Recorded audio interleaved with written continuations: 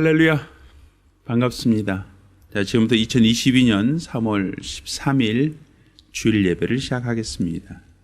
자, 함께 부르실 곡은 하나님은 너를 지키시는 자입니다. 함께 찬양하며 하나님께 영광 돌리겠습니다.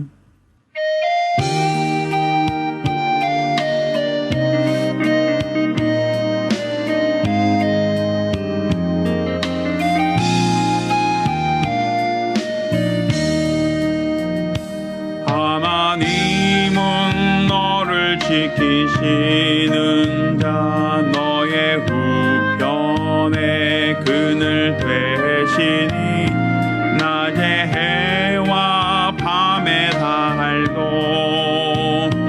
너를 해치 못하리. 하나님은 너를 지키시는 자, 너의 환난을 면케하시니 그가 너를 도우시리라. 너의 출입을 지키시리라. 눈을 들어 산을 보아라. 너의 도움 어디서 오나. 천지 지으신 너를 만드신 여호와께로다. 한 번 더 합니다. 하나님은 너를 지키시는 자, 너의 우편에 그늘 되시니 낮에 해와 밤에 달도 너를 해치 못하리. 하나님은 너를 지키시는 자, 너의 환난을 면케하시니 그가 너를 도우시리라. 너의 출입을 지키시리라. 눈을 들어 산을 보아라. 너의 도움 어디서 오나. 천지 지으신 너를 만드신 여호와께로다. 아멘. 예배송 함께 부르겠습니다.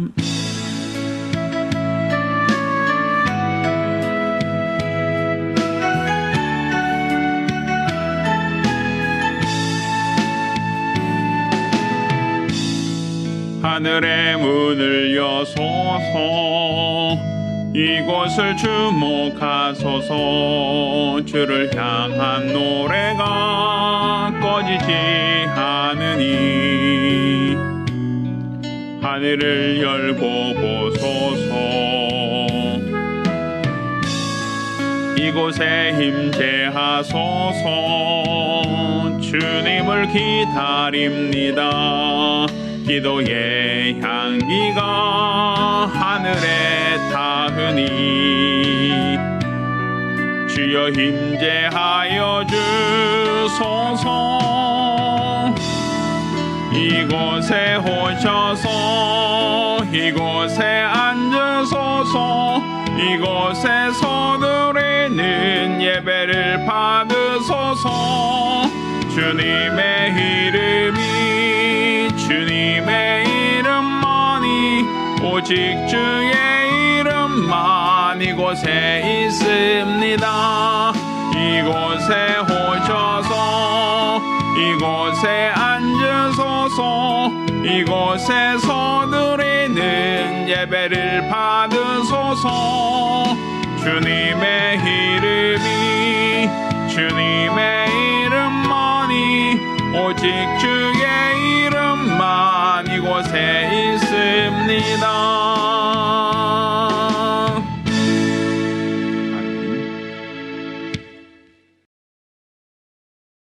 은혜로우신 아버지 하나님, 우리 하나님께서 우리를 사랑하시고 불러주신 은혜를 감사드립니다. 오늘 우리 주 앞에 나와 믿음으로 예배 드리오니 이 예배를 받아 주시고 우리 하나님이 흠양하시는 아름다운 예배가 되게 하여 주시고 향기로운 제물이 될 수 있도록 도와 주시옵소서. 하나님의 신령한 은혜와 성도의 믿음의 조화를 이루며 이로써 우리 하나님이 기뻐하는 참 예배가 될 수 있도록 도와 주시옵소서. 살아계신 우리 주 예수 이름으로 기원합니다. 아멘. 찬송가 381장 찬송하겠습니다.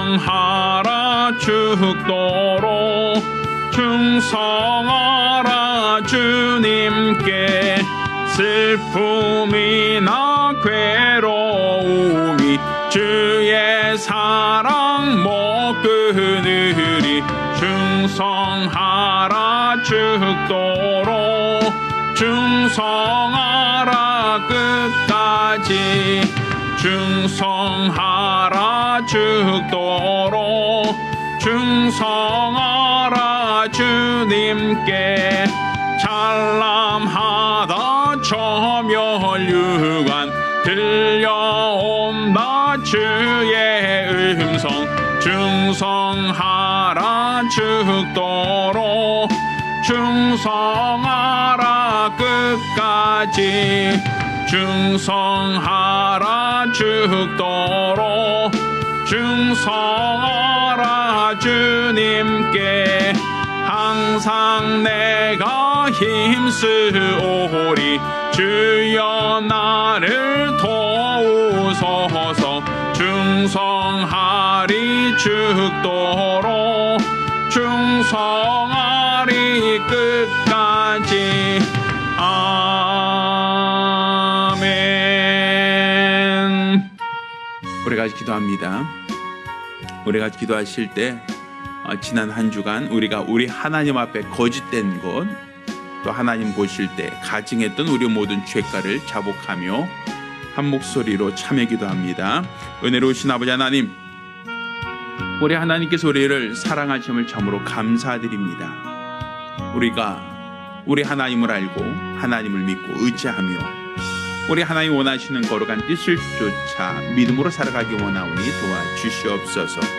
세상으로 향하는 나의 어리석음과 연약함, 나의 미련함과 무지함을 불쌍히 여겨 주시고 온전히 우리 하나님 아버지만을 믿으며 하나님 아버지만을 바라며 하나님 아버지만을 닮아가는 복되고 거룩한 성도들이 될 수 있도록 도와주시기를 원합니다.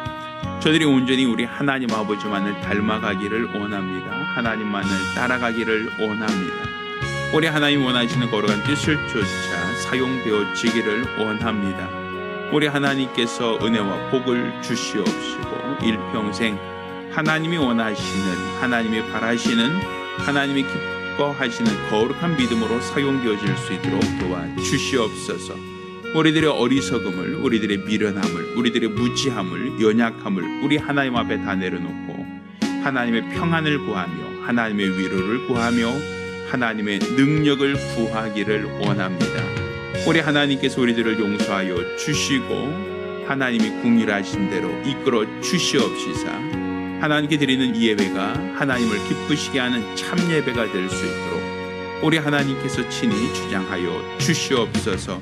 오늘 이 예배를 받아주시고 예배를 주장하여 주시옵소서.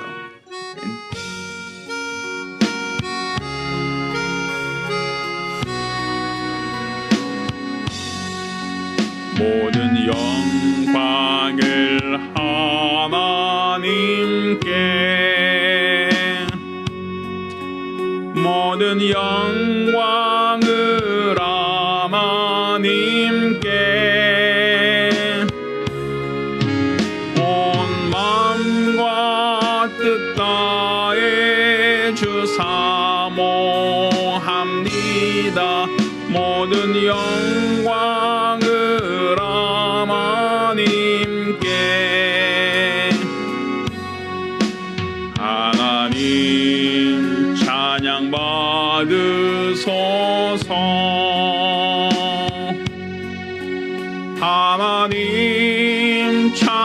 받으소서. 온 마음과 뜻 다해 주 찬양합니다. 하나님 찬양 받으소서.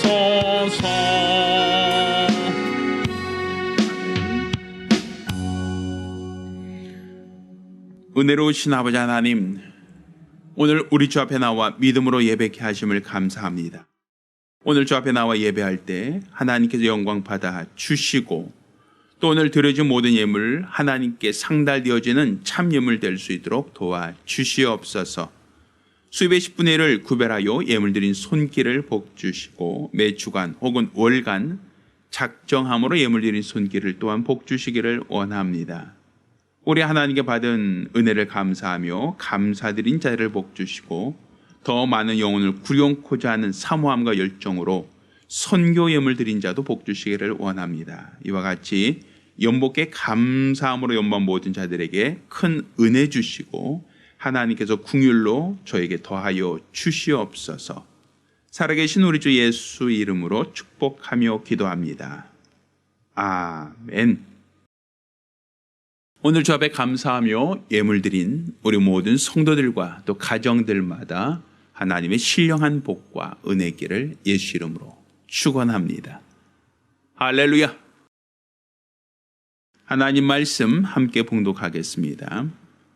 자, 오늘 함께 봉독하실 하나님 말씀 마태복음 25장 22절로 30절까지 말씀을 교독하겠습니다. 함께 봉독하실 하나님 말씀은 마태복음 25장 22절로 30절까지 말씀을 교독합니다. 한 절씩 교독하시고 마지막 절은 같이 읽겠습니다.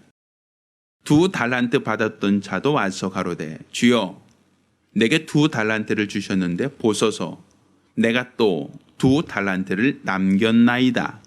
그 주인이 이르되 잘하였도다. 착하고 충손된 종아, 내가 작은 일에 충성하였음에 내가 많은 것으로 내게 맡기리니 내 주인의 즐거움에 참여할지어다 하고, 1 달란트 받았던 자도 와서 가로되 주여 당신은 굳은 사람이라 심지 않은 데서 거두고 해치지 않은 데서 모으는 줄을 내가 알았으므로 두려워하여 나가서 당신의 달란트를 땅에 감추어 두었나이다. 보소서 당신의 것을 받으셨나이다. 그 주인이 대답하여 가로되 악하고 게으른 종아, 나는 심지 않은 데서 거두고 해치지 않은 데서 모으는 줄로 내가 알았느냐.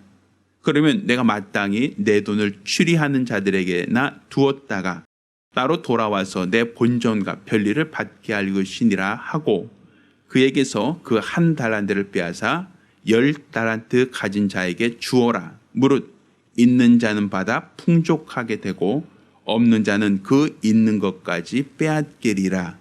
이 무익한 종을 바깥 어두운 데로 내어 쫓으라. 거기서 슬피 울며 이를갈미 있으리라 하니라. 아멘. 자, 오늘은 작은 일에 충성하는 자라는 제목으로 하나님 말씀을 함께 나누겠습니다. 하나님은 모든 인생들을 눈동자와 같이 감찰하신 분이십니다. 그러니까 세상에 있는 수많은 사람, 그 수많은 사람들이 다 하나님의 목전 앞에 있다. 하나님이 그 모든 자들을 감시하신다, 감찰하신다라는 것을 우리가 알아야 됩니다. 물론 사람들은 전능하지 못합니다.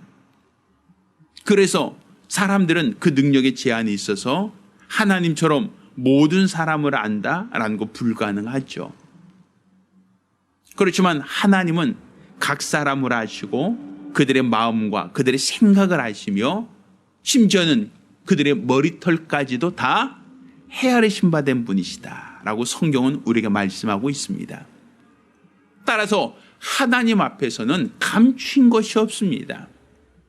하나님 앞에서는 감출 수 있는 것, 속일 수 있는 것이 단 하나도 없다라는 것을 우리가 알아야 됩니다.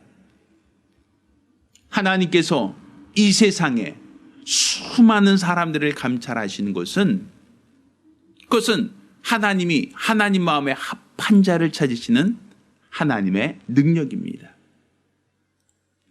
하나님께서는 자신이 원하시는 일, 뜻하시는 일을 이루기 위하여 각 사람들을 택하시고 그들을 사용하기 원하시는데 하나님은 인생들을 두루두루 감찰하사 그 가운데 믿음 있는 자, 그 가운데 하나님 마음에 합한 자를 찾으시고 있고 또 그와 같은 자를 찾으셨을 때 마치 값진 진주 하나를 발견한 장사치와 같이 모든 것을 주고서라도 그 값진 진주를 샀느니라 하는 그 말씀처럼 하나님은 자기 마음에 합한 자를 찾고 있고 그와 같은 자를 찾았을 때 하나님은 참으로 기뻐하시는 분이시다라고 성경은 우리가 말하고 있습니다.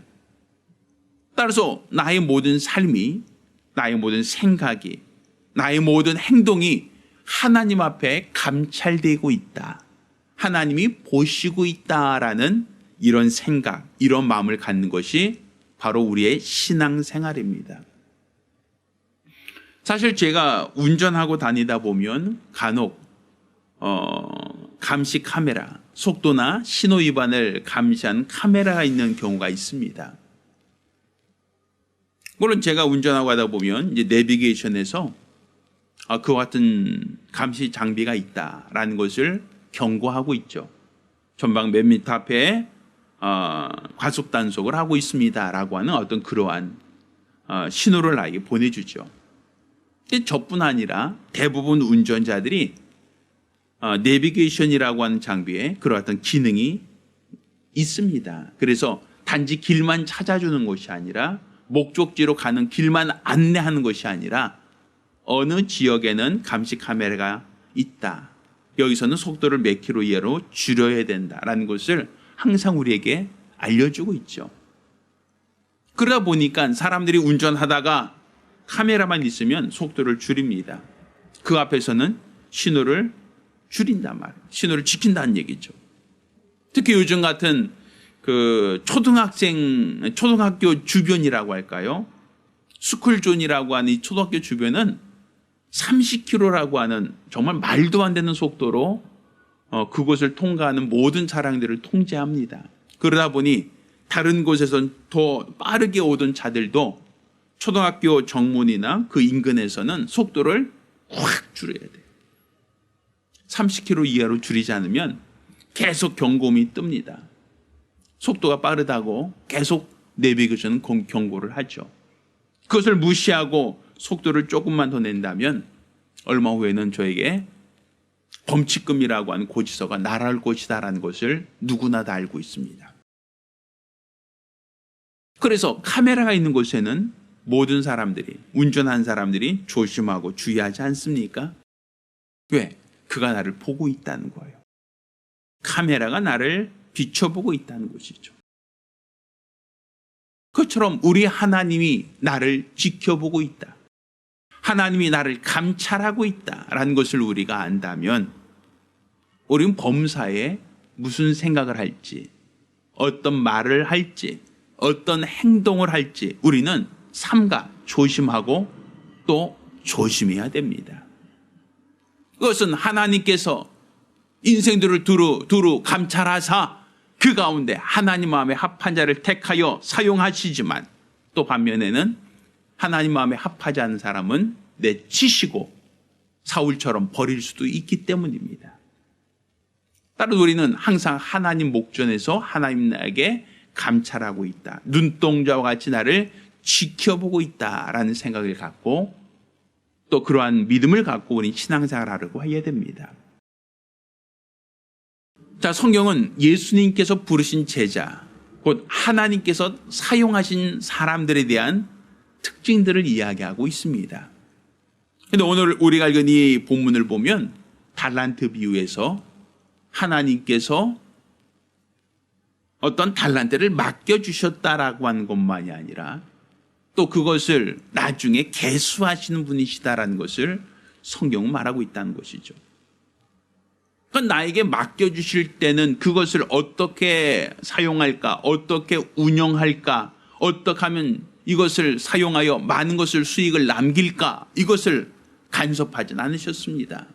그것은 각각의 종에게 자율적으로 그들의 의지에 따라 맡겨주셨습니다. 그렇지만 분명한 것은 맡겨주셨다라는 것이 끝난 게 아니라 그것을 잘 감당한 자에게는 주님께서 칭찬을 하셨지만 그렇지 못한 자에게는 주님의 책망이 있었다라고 성경은 말하고 있다는 것이죠. 자, 그러면 성경은 무엇을 말하고 있는가? 그것은 우리 하나님께서는 작은 일에 충성한 자를 보고 있다는 거예요. 작은 일에 충성한 자를 하나님은 보고 있고 또 그와 같은 자에게 더 많은 것을, 더 큰 일을 맡기신다라는 것을 성경은 말하고 있습니다. 자, 오늘 우리가 읽은 이 본문에도 이와 같이 얘기하죠. 2달란트 받았던 자도 와서 가로되 주여 내가 2달란트를 주셨는데 보소서 내가 또 2달란트를 남겼나이다 라고 말씀합니다. 자, 이렇게 말하는 자에게 주는 뭐라고 얘기합니까? 착하고 충성된 종아, 내가 작은 일에 충성하였음에 내가 많은 것으로 내게 맡기리니 내 주인의 즐거움에 참여할지어다, 이렇게 말씀하시죠. 그럼 우리 하나님께서는 뭐라고 얘기하시는 거예요? 작은 일에 충성하였음에 내가 많은 것으로 내게 맡길 것이다 라고 얘기하는 거예요. 그러니까 우리 하나님께서는 작은 일에 충성하는 자에게 더 큰 일을 맡기시는 분이시라고 얘기하는 것이죠. 자, 우리가 다윗이라고 하는 이스라엘 왕, 그러니까 예수님의 족보에도 나와 있는 이 다윗이라는 사람에 대한 이야기를 합니다. 그런데 이 다윗은 부모로부터 인정받고 있던, 또 모든 사람들로부터 영웅으로 칭송받고 있던 사람이 아니었습니다. 이 다윗은 원래 목자입니다. 아버지의 양을 치고 있던 목자. 어떻게 본다면 굉장히 낮은 신분이었다라고 볼 수 있습니다. 자, 그런데 그가 어떻게 이스라엘의 왕이 될 수 있었는가? 어느 날 하나님의 그 선지자 사무엘이 이새의 집에 가서 이새 아들 중 다윗에게 안수하여 차후 이스라엘 왕으로 세웠습니다. 자, 그렇지만 사실 처음부터 다윗이 선택된 것은 아니었죠. 이새에게는 많은 아들들이 있었습니다. 곧 다윗의 형들입니다. 그렇지만 사무엘은 그 아들들, 더 키가 크고 더 힘이 센 그 형들을 보며 그에게 안수하지 않았습니다. 오히려 그 시간, 아버지가 사무엘 선지자를 맞이하여 영접하고 있는 그 시간, 다윗은 양을 치고 있었다라고 기록하고 있습니다. 사무엘은 그 다윗 막내 아들을 데려오라고 얘기합니다. 그리고 그 막내 아들 다윗에게 안수하여 기름을 부었다라고 성경은 말하고 있는 겁니다. 자, 그러면 왜 하나님은 다윗을 주목하셨는가? 아버지조차도 선자가 오는 아주 중요한 손님이 온데도 불구하고 그 아들을 부르지 않고 그냥 양을 치고 양을 돌보게 하였는데 어찌하여 선지자는 다윗을 부르라고 했는가? 또 다윗에게 안수하였는가? 그건 하나님께서 다윗을 보시고 있었다는 거예요. 주목하고 있었다는 것이죠. 다윗은 무엇을 보셨습니까? 이것은 다윗이 거인 골리앗과 싸우겠다고 자원할 때 다윗의 입을 통하여 이와 같이 얘기합니다. 사무엘상 17장 32절로 37절까지 보면 다윗이 한 고백이 나옵니다. 다윗이 사울에게 고하되 그를 인하여 사람이 낙담하지 말 것이라. 주의 종이 가서 저 블레셋 사람과 싸우리다 하고 자원합니다. 자, 그리고 뭐라고 얘기합니까? 사울이 얘기합니다. 내가 가서 저 블레셋 사람과 싸우기에는 능치 못하리니 너는 소년이요 그는 어려서부터 용사임이니라. 그러니까 골리앗은 어려서부터 용사하고 너는 아직까지 경험이 미숙한 힘이 연약한 소년에 불과하다라고 얘기합니다. 자, 그러자 다윗이 얘기합니다. 34절 다윗이 사울에게 고하되 주의 종이 아비의 양을 지킬 때 사자나 곰이 와서 양떼에게 새끼를 움키면 내가 따라가서 그것들을 치고 그 입에서 새끼를 건져내었고 그것이 일어나 나를 해하고자 하면 내가 그 수염을 잡고 그것을 쳐 죽였나이다. 주의 종이 사자와 곰도 쳤은즉 사실은 하나님의 군대를 모욕한 이 할례 없는 블레셋 사람이니까 그가 그 짐승의 하나와 같이 되리이다. 자, 뭘 얘기합니까? 다윗은 아버지가 양을 맡겨주었어요. 양을 치고 있었죠. 그러다가 사자나 곰이 와서 그 양 새끼를 움켜가면, 물어가면 다윗은 그 양을 되찾기 위해서 사자굴, 곰이 있는 곳까지 쫓아갔다는 겁니다. 그리고 사자와 곰의 입에서 빼앗긴 양을 찾아오려고 했던 아주 용감한 소년이었다라는 것이죠. 그러니까 하나님께서 왜 다윗을 주목하여 보셨고 다윗에게 기름 부어 이스라엘의 왕으로 삼기를 원하셨는가? 그것은 그가 작은 일에 충성하였기 때문입니다. 아버지가 내게 맡기신 일, 그 목자로서의 그 역할을 아주 충성되게 감당하는 선한 목자였기 때문이란 말입니다. 선한 목자는 양들을 위하여 자기 목숨을 거는 사람이지만 삭구는 제 양이 아닌 거로 도망간다라고 되어 있지 않습니까? 아니, 하나님께서 다윗을 주목하여 보셨고 그를 쓰셨던 것은 그가 왕으로서 경력이 있고 왕으로서 지식이 있고 왕으로서 능력이 있어서가 아니라 그가 자기에게 맡겨진 일이 아주 적은 일이라 할지라도 아주 하찮은 일이라 할지라도 그 일에 충성하던 사람이다라고 성경은 말하고 있는 겁니다. 이처럼 하나님께서는 작은 일에 충성하는 자를 주목하여 보고 있다는 사실이에요. 우리가 선자 중에 엘리사 있죠. 하나님께서 엘리사에게 기름을 부어 그를 엘리야를 대신한 선자를 세우라고 하는 말씀이 나옵니다. 자, 그런데 그때 엘리사가 무엇을 하고 있었느냐라는 거예요. 자, 열왕기상 19장 19절로 21절까지 보면 자, 그때 엘리사가 무엇을 하고 있었는가? 자, 엘리야가 거기서 떠나 사밧의 아들 엘리사를 만나니 저가 12결이 소를 앞세우고 밭을 가는데 자기는 12째 결이와 함께 있더라. 이렇게 얘기하죠. 이 결이라고 하는 건 이 두 마리의 소를 말하는 겁니다. 그러니까 밭을 갈 때 두 마리의 소에게 묶어서 이제 쟁기질을 하고 있었다라는 거예요. 그러니까 12결이 소를 앞세우고라고 한다면 24마리의 소가 밭을 갈고 있었다. 굉장히 큰 밭이죠. 자, 그런데 그 중에 엘리사는 뭐 하고 있었다? 엘리사는 12째 결의와 함께 있더라. 그러니까 맨 마지막에서 그 결의 소를 움직이며 밭을 갈고 있었다라고 하는 거예요. 농부죠. 그러니까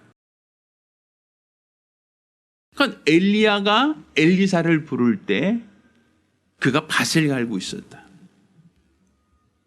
이건 하나님께서는 엘리사가 부지런히 자기 일을 하고 있던 사람이다. 부지런히 자기에게 맡겨진 역할에 충성하고 있었던 사람이다. 농부로서 그 12결이라고 하면 엄청나게 많은 소를 이끌고 가는 그 큰 땅을 경작하던 그 사람이다라는 거죠. 하나님은 그러한 엘리사를 부르셔서 엘리야를 대신하여 선지자가 되게 하셨다라고 성경은 말하고 있는 겁니다. 이 역시도 아주 작은 일에 충성하던 사람이다라고 볼 수 있겠죠. 이처럼 성경은 하나님이 쓰셨던 사람, 하나님이 쓰셨던 그 사람들을 보면 그 사람들은 각자 주어진 역할을 잘 감당하던 곧 작은 일에 충성하던 사람이었다라는 걸 볼 수 있습니다. 우리가 모세도 왕궁에서 쫓겨나서 미디안 광야로 도망자로 살아가는 동안 그냥 세월을 한탄하며 그냥 세월을 허랑방탕하게 낭비하고 있던 사람이 아닙니다. 그가 양을 치고 있었다. 그것도 자기 양도 아닌 장인 어른의 양을 치고 있었다라고 말하고 있죠. 40년 가까이 그 양을 치던 중에 하나님이 모세를 부르셨다라고 말하고 있지 않습니까? 이렇게 성경은 하나님이 쓰셨던 사람들을 보면 각자 자기에게 주어진 역할을 충성하던, 작은 일에 충성하던 사람이다라고 하는 걸 볼 수 있는 거예요.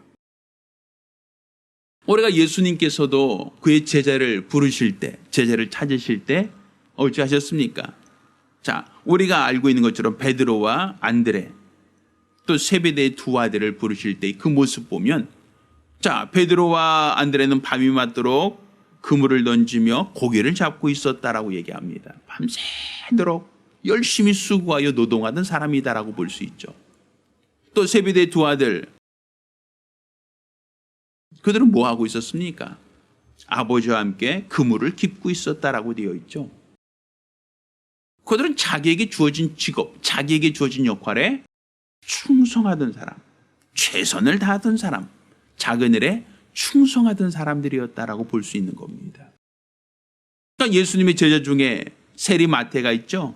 마태복음 9장 9절 보면 예수님께서 마태를 부르실 때 마태가 어디 있었다라고 한 얘기를 하고 있어요. 예수께서 거기서 떠나 지나가시다 마태라는 사람이 세관에 앉은 것을 보시고 이르시되 나를 쫓으라 하시니 일어나 쫓았다라고 되어 있어요. 세관에 앉아 있었다. 거기서 세금 징수하고 있었다는 얘기입니다. 주어진 역할을 성실하게 하고 있었다는 거죠. 주어진 역할을 충성하고 있었다는 거죠. 예수님께서 나다나엘을 부르실 때도 내가 어디 있었는지 내가 보고 있다라고 얘기하지 않습니까? 그러니까 성경은 이렇게 하나님께서는 인생들을 감찰하고 있다는 거예요.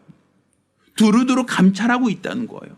그리고 그 중에 하나님 마음에 합한 자를 찾으시고 하나님 마음에 합한 자를 부르시는데 그 사람이 누구인가? 작은 일에 충성하는 자라고 볼 수 있는 겁니다. 우리가 이스라엘의 초대 왕이라고 하죠. 사울. 하나님이 그를 왕으로 세우셨죠. 다윗 이전에 왕으로 세운 그 이유가 무엇이었습니까? 아버지가 잃어버린 암나귀를 찾으려고 열심히 그 나귀를 찾으려고 했던 그 모습을 보신 겁니다. 자기에게 주어진 역할, 자기에게 맡겨진 역할에 충성하던 사람. 하나님은 그 사람을 하나님 마음에 합한 사람이다라고 보셨고 그를 들어서 더 많은 것을, 더 큰 것을 맡기신 겁니다. 오늘 우리가 읽은 이 본문 달란트 비유도 아마 잘 아시는 이야기일 겁니다. 주인이 각각의 종들의 재능을 따라 어떤 에겐 5을, 어떤 에겐 2를, 또 어떤 에게는 1달란트를 맡겼다라고 되어 있습니다. 이 달란트를 주인으로부터 부탁받은 이 종들은 각각 주어진 역할을 합니다. 5달란트 받은 자는 열심히 일하여 5달란트를 남겼고 2달란트 받은 자도 열심히 일하여 2달란트를 남겼다라고 기록하고 있습니다. 그러자 주인은 뭐라고 얘기합니까? 착하고 충성된 종아, 내가 작은 일에 충성하였음에 내가 많은 것으로 내게 맡기겠다라고 말하지 않습니까? 그렇지만 1달란트 받은 자를 이야기를 합니다. 그는 자기에게 맡겨진 것이 있음에도 불구하고 땅에 묻어두고 그를 감당하지 않았다라고 얘기합니다. 이에 주님은 그 사람을 책망하는 이야기가 성경 기록되고 있단 말입니다. 이와 같이 하나님께서는 지혜 있는 자, 능력 있는 자, 또 배경 있는 사람을 찾으시는 게 아니라 맡겨준 일, 작은 일에 충성하는 자를 찾으시고 그와 같은 자를 기뻐하신다라는 것을 우리가 알아야 됩니다. 그러니 우리는 항상 하나님 앞에 벌거벗은 것처럼 그분 앞에 놓여져 있다는 것, 그분의 감시를 받고 있다는 것을 인정해야 됩니다. 그리고 내게 맡겨진 일을 잘하려고 하는, 충성되려고 하는 그와 같은 사명자가 되어야 됩니다. 하나님께서 이와 같이 작은 일에 충성한 자를 찾으신 그 이유가 무엇인가? 작은 일에 충성하려고 하는 그분의 마음, 그분의 생각은 바로 마귀를 멸하기 위해서입니다. 자, 우리 성경은 이와 같이 얘기합니다. 유다서 1장 6절에 또 자기 지위를 지키지 아니하고 자기 처소를 떠난 천사들을 큰 날의 심판까지 영원한 결박으로 흑암에 가두셨으며 라고 되어 있어요. 이거 보면 하나님께서 천사를 만드실 때는 각각 천사를 만드시며 하나님은 부리는 영으로서 종으로서 만들었다라고 되어 있어요. 그러니 천사들에게는 각각 주어진 역할, 하나님으로부터 부여받은 직분이 있다라는 거예요. 가브리엘 천사장은 소식을 전하는 역할을 했다라고 되어 있죠. 미가엘 천사장은 군대라고 할 수 있죠. 하나님의 권능이라고 볼 수 있겠죠. 또 루시엘이라고 한 천사장 역시도 하나님으로부터 맡겨진 역할이 있었다라고 볼 수 있어요. 루시라고 하는 그 뜻 자체가 광명의 천사, 그러니까 빛의 천사라고 얘기합니다.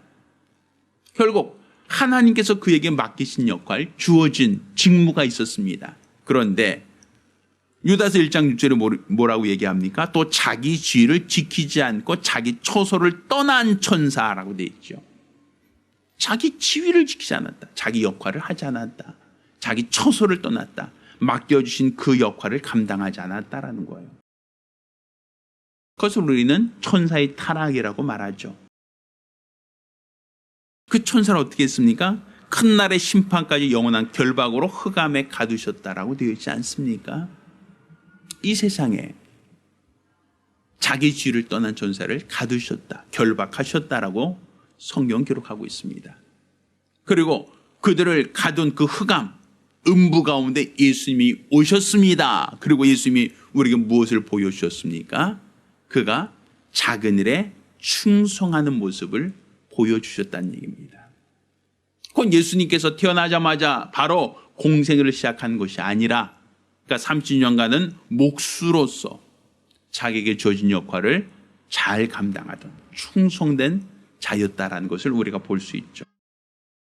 그러니까 그가 30년이라는 시간을 허송하고 낭비한 게 아니라 예수님께서 목수로서 그가 주어진 역할 잘 감당하며 소년 가장으로서의 그 책무를 잘 지켰다라고 볼 수 있는 겁니다.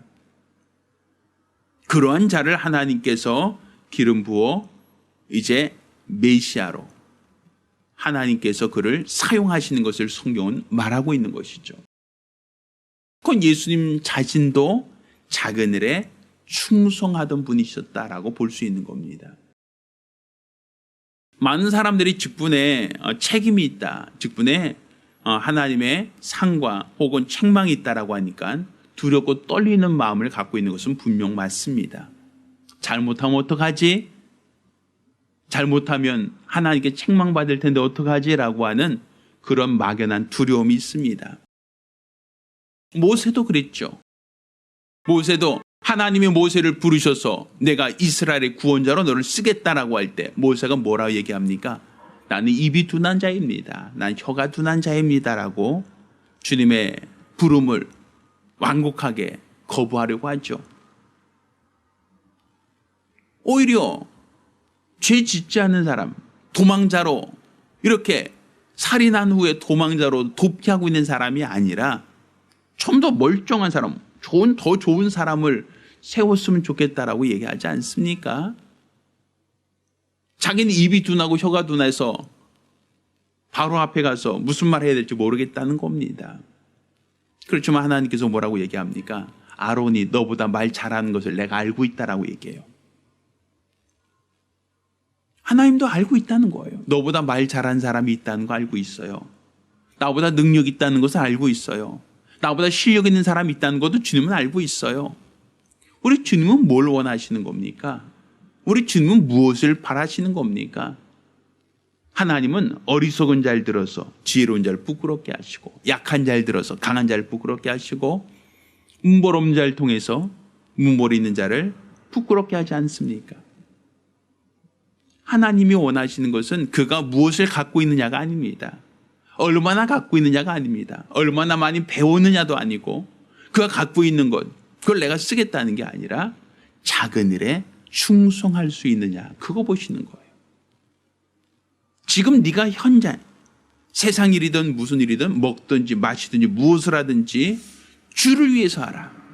결국 내게 주어진 역할에 최선을 다하는 사람, 내게 맡겨진 역할에 최선을 다하는 사람, 우리 하나님은 그와 같은 자를 찾으시고 있고 그와 같은 자를 통해서 일하신다라는 것이죠. 그러니까 부지런하며 자기 역할에 충성할 수 있는 사람, 하나님은 그와 같은 자를 찾으시고 있고 그와 같은 자에게 더 큰 일을, 더 많은 것을 맡기신다라고 얘기할 수 있는 겁니다. 그러니 우리가 중요한 것은 우리 주님이 누구를 원하시는가, 어떤 사람을 찾으시는가, 어떤 사람을 통해서 일하시는가. 결국 하나님은 하나님 마음에 합한 자를 찾고 있고 또 하나님 마음에 합한 사람을 찾기 위하여 세상 수많은 사람들을 눈동자같이 감찰하고 있습니다. 그러니 오늘날도 하나님께서 세상에 있는 수많은 사람들을 감찰하시며 하나님 마음에 합한 사람을 찾으실 때 그들 가운데 하나님 눈에 띄어야 합니다.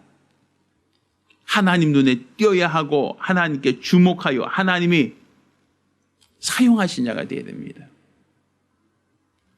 성경에 너 욥을 보았느냐? 내가 저와 같이 순전한 자를 내가 보지 못하였다라고 성경 말하고 있지 않습니까? 하나님과 같이 하나님의 이름을 부르며 내게 주어진 역할을 잘 감당하는 자, 충성하는 자, 바로 하나님은 그와 같은 자에게 마음이 있고 그와 같은 자를 통해서 일하시는 분이시다라는 것을 우리가 알아야 됩니다. 우린 금년도 말씀하시되 나를 따라오너라 라고 하는 슬로건을 가지고 예수님의 제자가 되자, 예수를 따르는 제자가 되자라고 하는 그런 표를 갖고 있습니다. 이것은 하나의 슬로건으로서, 하나의 교회 표로서만 생각하지 마시길 바랍니다. 나를 부르시는 주님의 음성으로 들을 수 있어야 됩니다. 나를 찾으시는 주님의 음성으로 들을 수 있어야 됩니다. 나를 따라오라. 나를 따라오라. 이것은 나를 부르시는 주님의 음성이고 나를 찾으시는 주님의 음성이고 나를 사용하시겠다는 하나님의 음성입니다.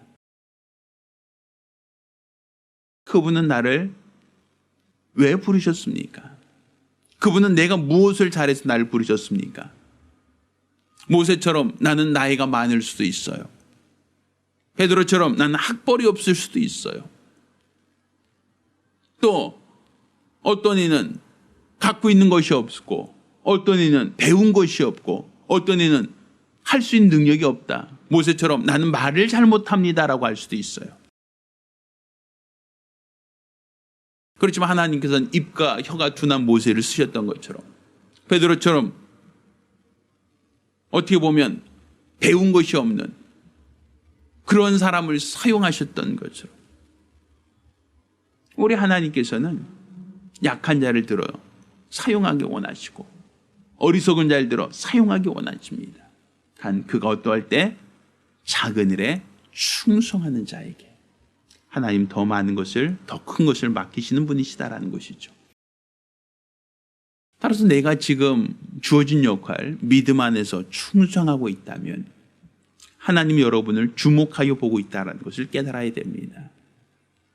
내가 아주 잘하고 아주 훌륭하고 아주 월등해서가 아니라 내가 작은 일에 충성하고 내게 주어진 역할, 내게 주어진 본문을 잘 감당할 때 주님은 그 사람을 칭찬하시고 착하고 충성된 종아, 내가 작은 일에 충성하였으니 더 큰 일을 너에게 맡기겠다라고 약속하시는 겁니다.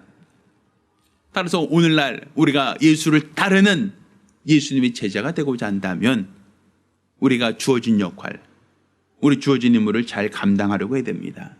주일날 단 하루 교회 나와서 1시간 동안 예배 드리고 갔다.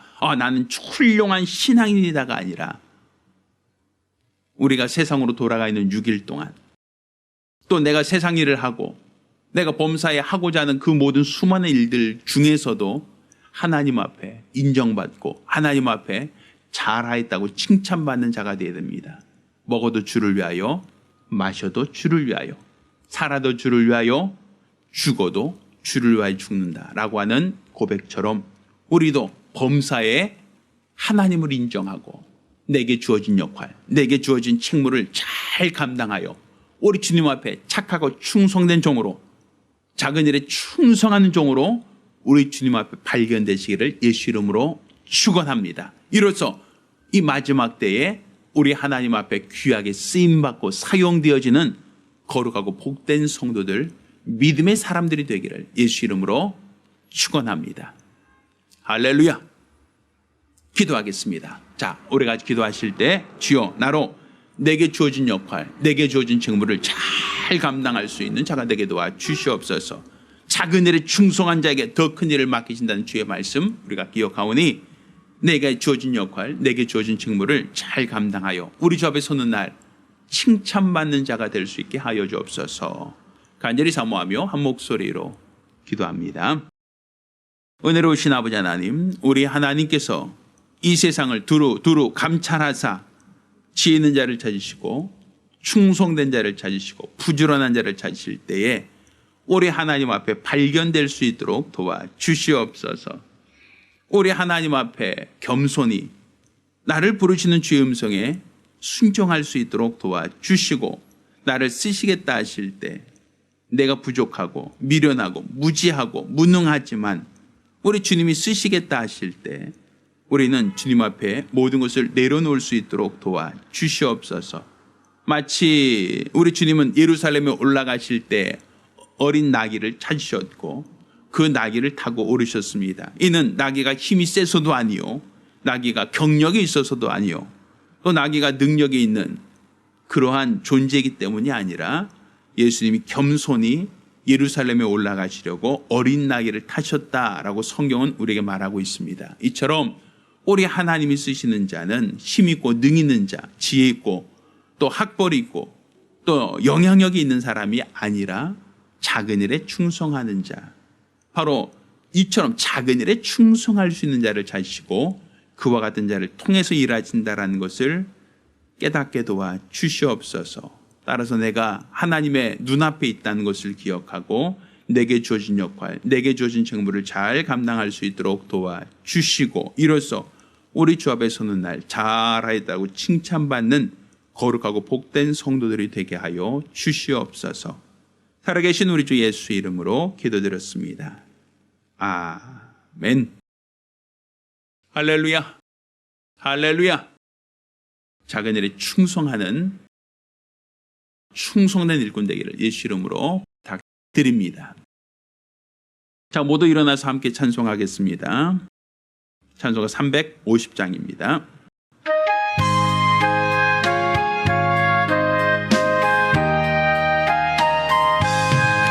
나의 죄를 정케하사 주의 일꾼 삼으신 구세주의 넓은 사랑 항상 찬송합니다. 나를 일꾼 삼으신 주 크신 능력 주시어 언제든지 주 뜻대로 사용하여 주소서. 내게 부어주시려고 은혜 예비하신 주 그 은혜로 채워주사 능력 있게 합소서. 나를 일꾼 삼으신 주 크신 능력 주시어 언제든지 주 뜻대로 사용하여 주소서. 죄의 짐을 풀어주신 주의 능력 크도다. 나를 비로 사신 예수 내 맘속에 없소서. 나를 일꾼 삼으신 주 크신 능력 주시어 언제든지 주 뜻대로 사용하여 주소서. 주여 내게 성령으로 충만하게 채우사 생명수가 강물처럼 흐르게 하옵소서. 나를 일꾼 삼으신 주 크신 능력 주시어 언제든지 주 뜻대로 사용하여 주소서. 아멘. 아멘. 이제는 우리 주 예수 그리스도의 은혜와 아버지 하나님의 극진하신 사랑과 보혜사 성령님의 교통하시고 역사하심이 작은 일에 충성함으로 하나님께 발견되어 더욱더 큰 일을 감당하기로 결심한 우리 모든 성도들과 가정들 위해 이제부터 영까지 함께 있을지어다. 아멘.